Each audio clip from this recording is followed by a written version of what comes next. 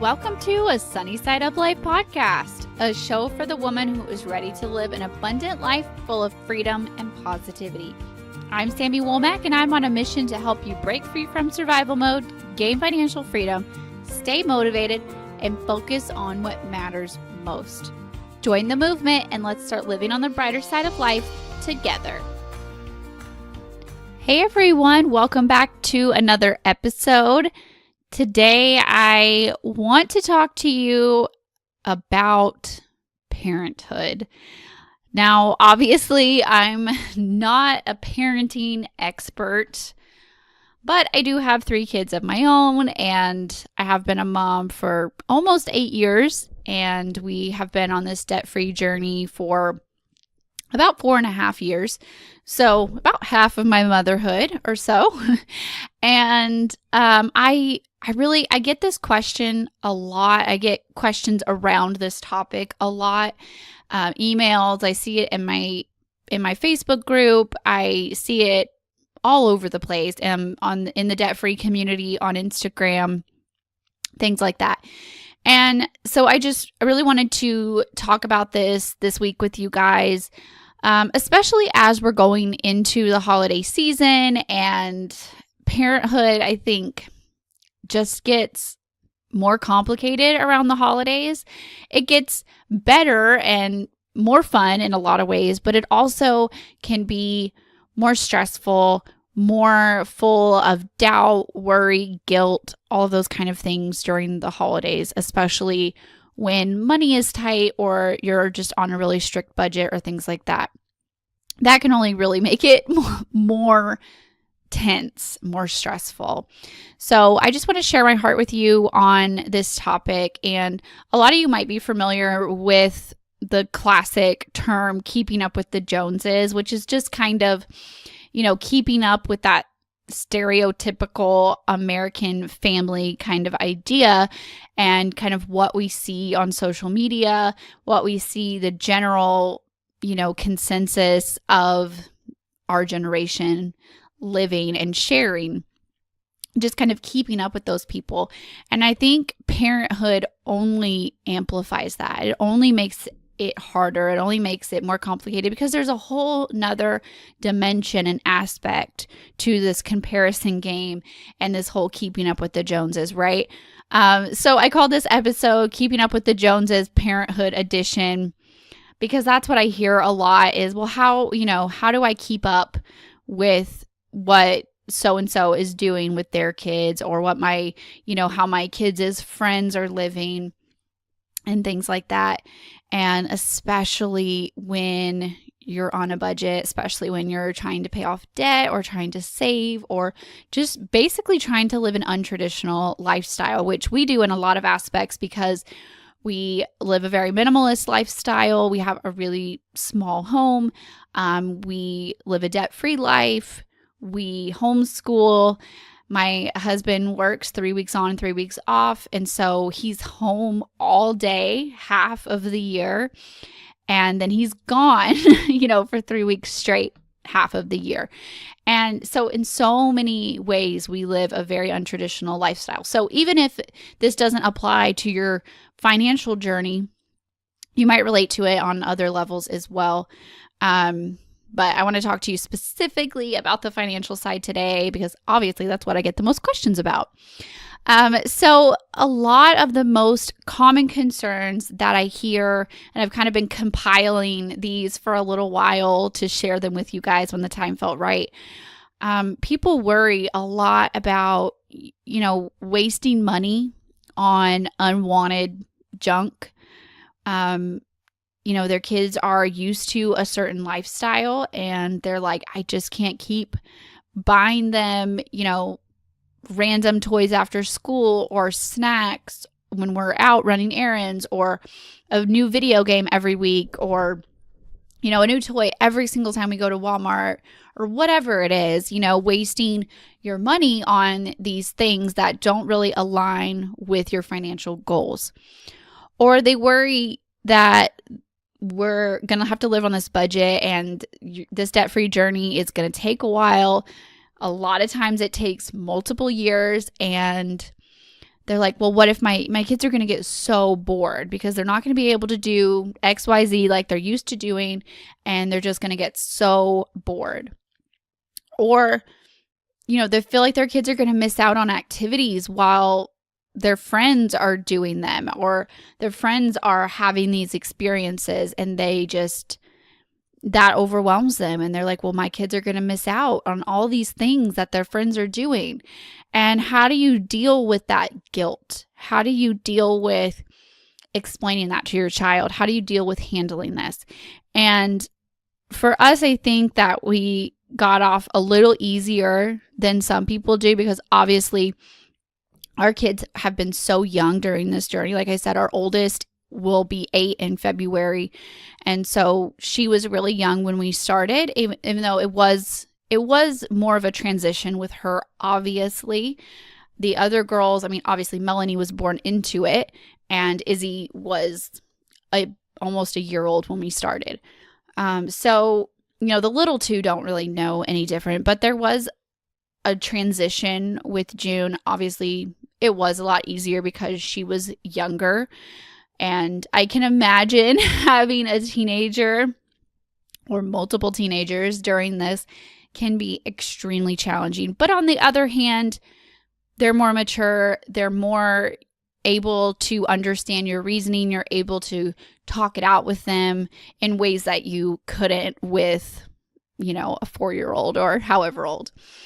But it's still very real. And I know a lot of people that are waiting to get out of debt to have kids, and to each his own. And if you feel like that's what you're called to do it. But obviously we had our kids right in the middle of this. That's just how life happened for us. And we survived it. We still did it. So you can still do this journey even if you have kids. And I've just saw on Instagram today where someone was saying their excuse for being in debt was, well, they have kids. They can't do this right now. They have kids. And that's just not the case at all. And I used to feel all the same ways. I used to feel like my kids were going to get bored. I used to feel like, oh my gosh, they're so used to this lifestyle. And how am I ever going to get them on board with this? Or that guilt. I used to feel that same guilt. And all of those feelings are so real. And they're not easy to work through. It's not easy at all. What part of parenthood is easy, right? But it's not impossible. It's not impossible. So if you've been feeling like, hey, I have kids, I can't do this journey like other people can because they just don't understand. They don't have kids. They don't know.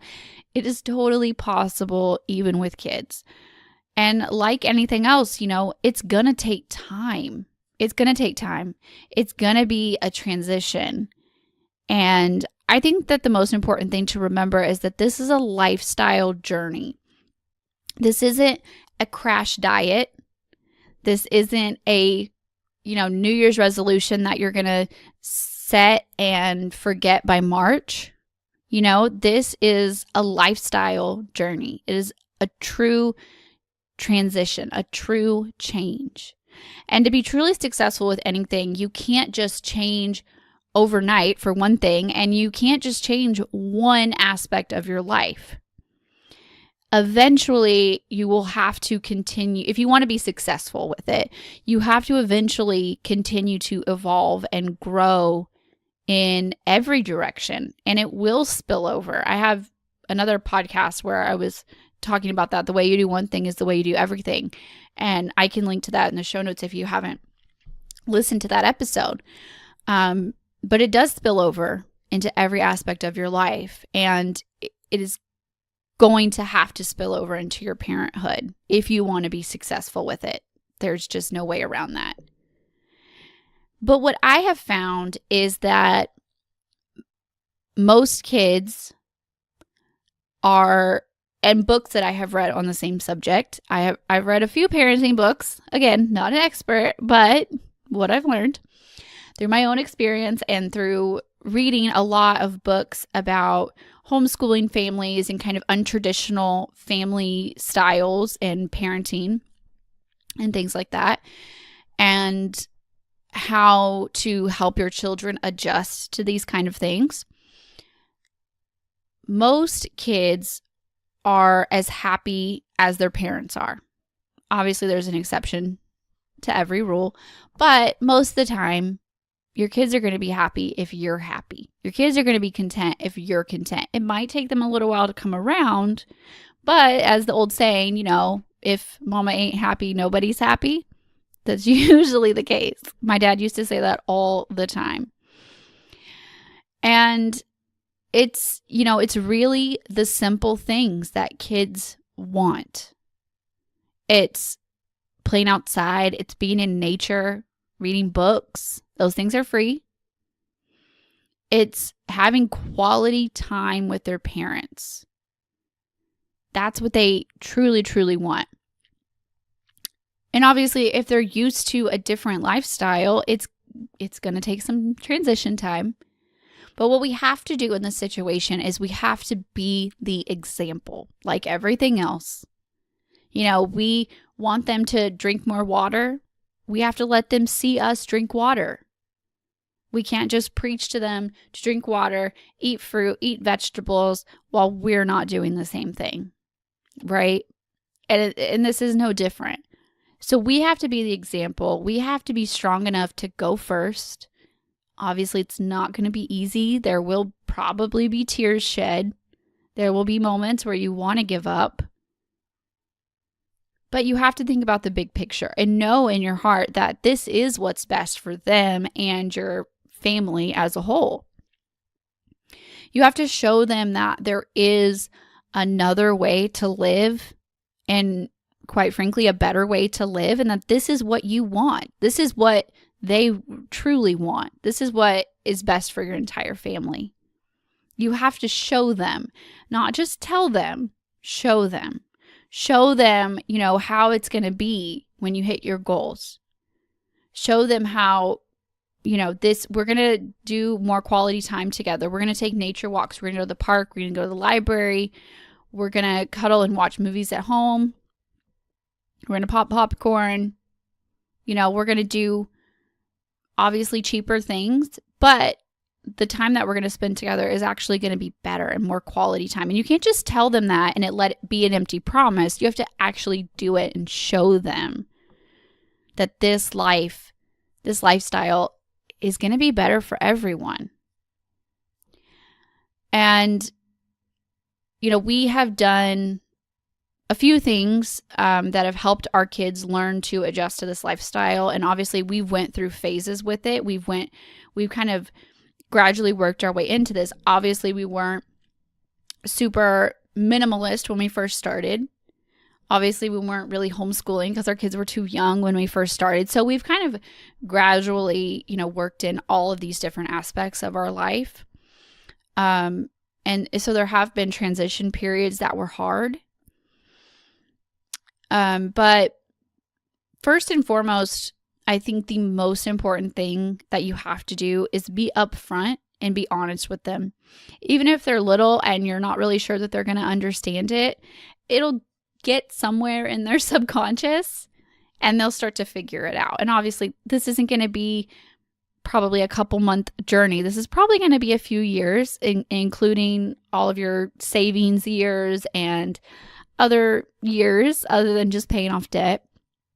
So this is something that they need to realize is happening. So be upfront with them. Be honest with them. You're doing this as a family. You're doing this as a team. So make it a team effort. And there are probably going to be families who maybe they don't want to stress their kids out, or they don't want to feel like they're putting a burden on them, or if it's a child who worries more than the other kids or something like that. Yeah, use that to your discretion, of course.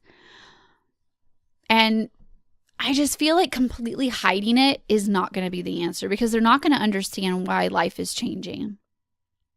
So talk it out with them. Explain it the best that you can.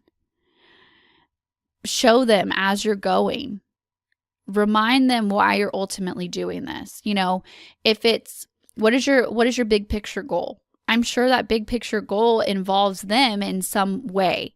If it's, okay, mom can be a stay-at-home mom once we get out of debt, or mom can open that business that she's always wanted to open, and it's just going to make mama so happy. And won't that make you guys happy to see mama happy? Or, we're going to be able to travel more. We're going to be able to buy our own house. And this is what it'll be like. And show them. Let them get excited with you. Some of the best times that we've had with our kids was getting excited together about our goals. So when we were truck shopping, we would show them pictures of trucks and say, what do you guys think? Isn't this one pretty? And when we were shopping for campers, we were talking it out with them. What do you guys think that it should look like? Oh, we want bunk beds. We want to do this. We want to do that. Well, we have this in the camper. And they were so excited. And every time we passed camper places, they were looking and excited. And they knew why we were doing what we were doing. They knew why we were saving money. We had the debt-free charts and we were coloring in lines every payday. And they were watching us color them, or some weeks they were helping us color them. And they were just as excited as we were. And they were seeing that. And we were explaining to them, this is what we're doing. We're saving money. They're going to remember that, you guys. That lesson is priceless. That is priceless. And so we have to talk it out with them. We have to explain to them. We have to remind them when they're at Walmart and they don't understand why they can't get whatever it is they want. Remind them what we're doing. Guys, hey, remember? We're saving for that camper. We're paying off debt so we can go and do this. Remember? Sometimes it's hard, but that's what we have to do. That's what we're doing. We're doing this as a family. We're doing this as a team. Share your progress with them the best that you can based on their age. Obviously, it'll be different depending on how old they are. You're not going to tell your 16-year-old the same thing that you would tell your 3-year-old. But you know how to word it so they'll understand it. And I think one of the biggest lessons that we've learned, and one of the biggest lessons that I've shared, I share this in my course. There's actually a whole module on this, on doing this with your kids, and I shared this in it, and I've gotten a lot of great response. Like, thank you so much for sharing this. Is taking the blame off of the money. It's not the money's fault that you have mismanaged it. It's not the money's fault how expensive groceries are, or how expensive the cost of living is in your city. It's not the money's fault. Money is simply a tool, right? It's not your car's fault if you're late for work. It's your fault. Your car is a tool, no more than your money is a tool. How you use it is up to you. So don't blame the money just because you're trying to take the heat off of yourself, right? So we do that by being intentional with the language that we use. We change our language from we can't afford it to it's not in the budget. Sorry, it's not in the budget right now. Remember, we're saving to do that thing. We're paying off debt so we can do this other thing. Or simply reminding them that they don't really need what they're asking for. You don't really need McDonald's. We have sandwiches at home. You don't really need another toy. You have toys at home. Remind them. Don't just say, we can't afford it. That's blaming the money. That's just trying to take the heat off of yourself. And that's not really teaching them a lesson, right? Or simply just tell them no. I think simply telling them no is probably more productive than blaming the money.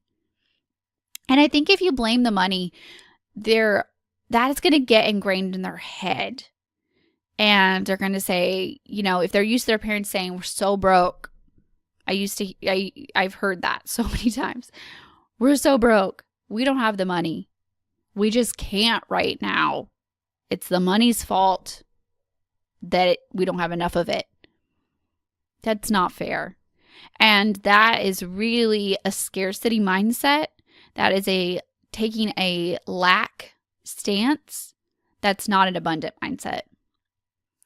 It's not taking the positive side of it, right? And we're really playing the victim. And what are we showing them? We're showing them that money is more powerful than we are.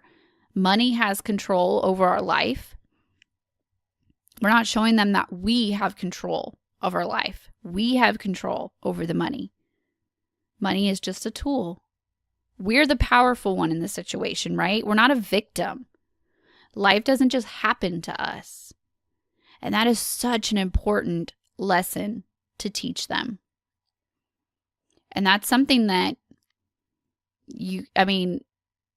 it's priceless, really, the lesson that is going to teach them. And it's not just about money, you don't play a victim to life in general. You take control. And you're strong. And that's going to make a huge impact on them. Some of the other things that we have done is we have taken steps to break free from a materialistic kind of lifestyle. And obviously we have adopted minimalism, and we're in a 2-bedroom, 1-bathroom, 750 square foot house for a family of 5 with a large dog, a homeschooling family who is home like 95% of the time. So it's pretty minimalist around here. And we have really broken free from a materialistic lifestyle. Not saying that, we all own one pair of shoes or anything crazy like that. Our kids have toys. Our kids have multiple pairs of shoes. They have plenty of clothes. They have plenty of art supplies. They don't do without. They don't suffer, right? But they're not materialistic kids. And, it's coming up on Christmas, and I asked my girls one by one, I pulled them out. I pulled them separately, and I asked them, what do you want to put on your Christmas list? And Izzy told me she wanted a house of her own house. My 4-year-old, almost 5-year-old. And that's it. She just needs a house to play in, but she would like her own house. And I said, what else do you want? What do you want any toys? Do you want any clothes? No, I'm fine. Obviously, my almost 8-year-old was very different. But in general, on a normal day, they're not materialistic kids. They're not the kind of kids that throw a tantrum in the store when they don't get candy or they don't get a toy. They don't expect it. They really don't. And with our oldest, it wasn't like that when we first started. She was 4 or so, and it was hard at first because she wanted to go to Pizza Hut every Tuesday. That was our tradition. She wanted McDonald's for lunch, like every day, because that was, not specifically McDonald's, but eating lunch out every day was normal. Getting donuts like 3 or 4 times a week for breakfast was normal. And that was a hard habit to break. She was used to gas station stops and grabbing a bag of chips or a candy bar or something. That was hard to break. I can imagine that would be even harder with older kids. But again, you've got to push through. So some of the steps that we have taken to break free from the materialistic lifestyle is, first of all, just being the example, showing them, Mama's not getting this stuff either. We're fine. We're fine. Pushing through, being the example, taking a positive stance on it, and, being like, hey, we have food at home. You're good. You have toys at home. We're fine. It's going to be okay, Also, I think one of the things that has really helped is having them watch Netflix or movies. They're not seeing all the commercials. And I have noticed that when we go places, like we'll stay in a hotel, obviously, and they'll watch, cable or something, they'll see commercials and they're just like, what are these things? Or we go to my mother-in-law's and she has satellite TV, and they'll see all these commercials on their shows, their kids shows. And they're just like, they're kind of overwhelmed by them because they're just not used to commercials. So I feel like that helps. Like, it's not constantly in their face all the time. And win-win for you, because obviously Netflix is cheaper than cable or satellite anyway, and it's probably better in the long run. Probably better for you too, because you're not seeing all the car commercials, the cell phone commercials, the restaurant commercials. You're not being influenced or bombarded by it. We also have taken a lot of steps to regulate our impulse buying, and however that looks for your family. Obviously, we still get treats. We still buy fun things. We still go out to eat every once in a while. We still buy new clothes. I mean, we're normal, but we don't impulse buy. We don't splurge necessarily. It's all in the budget. And so when we do go out to eat, when we do get treats, as we call them, even if they're toys, we call them all treats, though, to remind them that it is a treat. You don't need it. You don't need another coloring book. You don't need a new Barbie. You don't need a package of cookies. They're all treats. And I say the same for myself. I get like adult coloring books or puzzles or, a magazine or a new nail polish or something. And I call them treats too, because it is a treat. None of it is needed. And it's just a nice little subconscious reminder, it's a treat. So we really regulate doing things like that. We bring a cooler with us. We bring snacks with us when we go run errands, or like we go to dance class or homeschool group, or anytime we're really out of the house for several hours, because we want to avoid running through fast food or going to the gas station to grab a bottle of water or a bag of chips or something. And when we do, it's a treat. But it's not the norm anymore. And they know that. And they know to not ask because it's just not our norm anymore. We don't normally stroll through the toy sections of Walmart or Target or any other store. We do every once in a while. But especially if you're at the beginning of your journey and your kids can't handle just looking for the fun of looking, then I would avoid it for a while. That's just me. My kids are getting to the point where they can look. The other day we were actually shopping and they asked if they could look through the toys. And I said, yeah, but just remember, we're not getting anything. It's almost Christmas and you guys are fine. They're like, oh yeah, we know. And they just wanted to look. But that's after 4 years. So just keep that in mind. Just like yourself. If you can't go to the mall without buying things that you don't need, then don't go. So same applies to your kids. Don't expect them to do things that you can't do. Don't expect to walk them down the candy aisle when you know good and well they're not going to get candy, because that's hard. And that's hard for an adult. It's really hard for a child.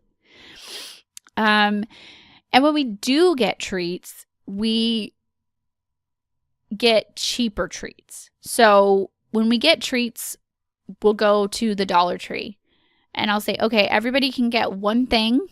So, do you want that to be your one thing? Because I'll know I want a new puzzle, or I want a new coloring book or a new notebook or something like that. And I know, okay, we're all going to go to Dollar Tree. If I'm going to get a treat, they can have a treat. It's not going to cost that much. I'll plan it into our budget and we'll all get, one or two things or something from the Dollar Tree. And we'll spend, $5 or $10 or something. Or they'll get things that they actually kind of need, like markers or crayons or notebooks or color books or something that can be used for school. Or they'll be cheap treats that they don't need, like we'll go out for ice cream, or I'll let them pick out a package of cookies or something, cupcakes or something at the grocery store. And I'll remind them that's their treat. So substitute treats for cheaper things and get creative with them. Also, I think what is probably the hardest part is kind of going against the grain, going against the society norms. But you have to remember not just financially, but in any aspect of going against the norm, they are your children. They're not your parents' children. They're not your neighbor's children. They're not the children of the families from school or whatever. They're your kids. And you have the right to raise them however you want. It doesn't have to be the norm. It doesn't have to be like everyone else.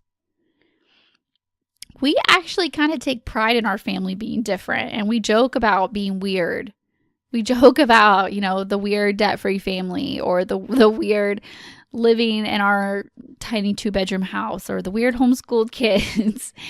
And we're good with it. We embrace it because we know where we are heading is amazing. And I'm willing to be the weird family, to later be the wealthy family, to later be, the family doing all the things that we want to do.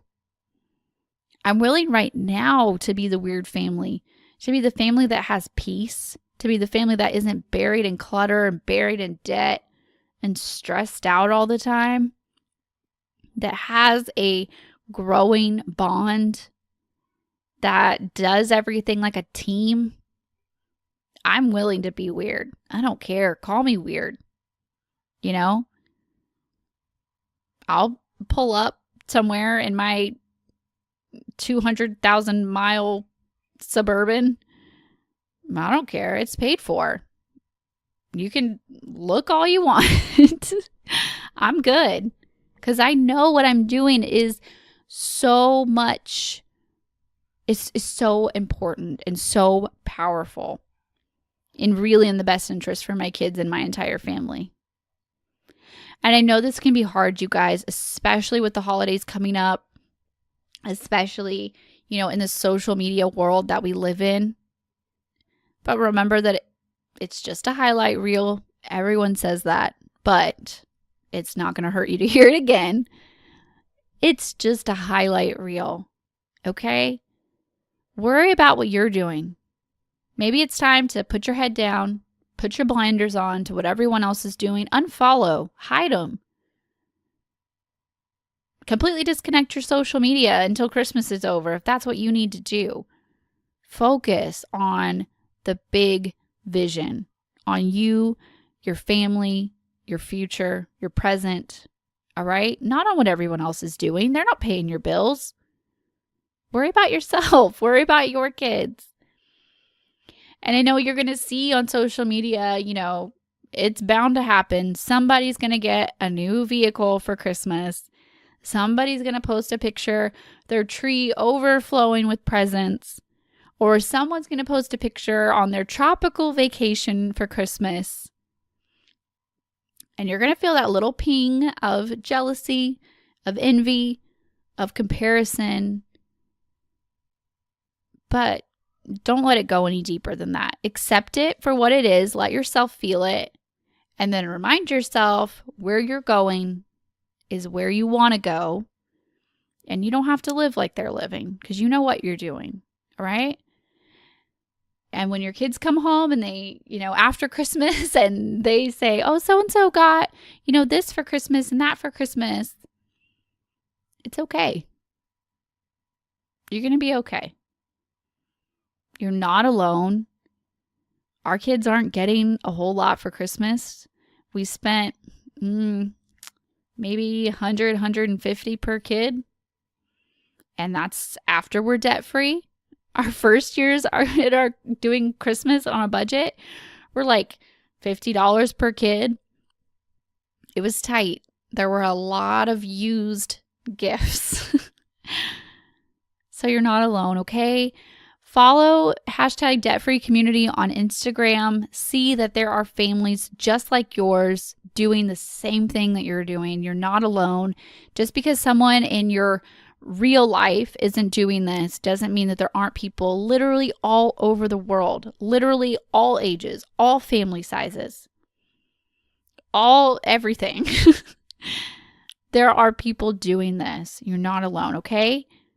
So check the show notes of this episode. I'm going to link to my Christmas resources. I have some really great Christmas blogs about giving gifts and kind of what we do for our friends, family, our kids, all of that.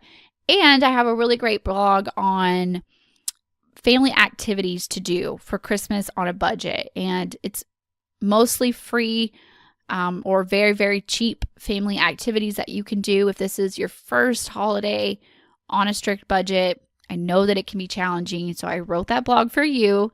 And there's some other Christmas resources linked in the show notes as well. Okay, so jump on over to those. If you go down in the show notes, scroll down, it'll take you directly to them and you'll be good to go. And you can go and learn even more about what to do for Christmas on a budget. Okay, remember that you set the tone for your family. It's not easy to be the leader, but you're strong and you've got this. You wouldn't have hit play on this episode if you didn't need to hear this message. All right. I hope this is helpful. Please share this message with anyone that you know could benefit from it, or just share in general. You never know who is watching, who is learning from what you're sharing, and who you're influencing, okay? I would love it also if you would subscribe to the podcast if you haven't already. Leave me a rating and review. That is what helps this podcast grow, and this is what helps the message get out to our fellow women on a mission for an abundant life. All right. I will talk to you guys next week, and I hope that you enjoyed this message. All right. Bye, guys.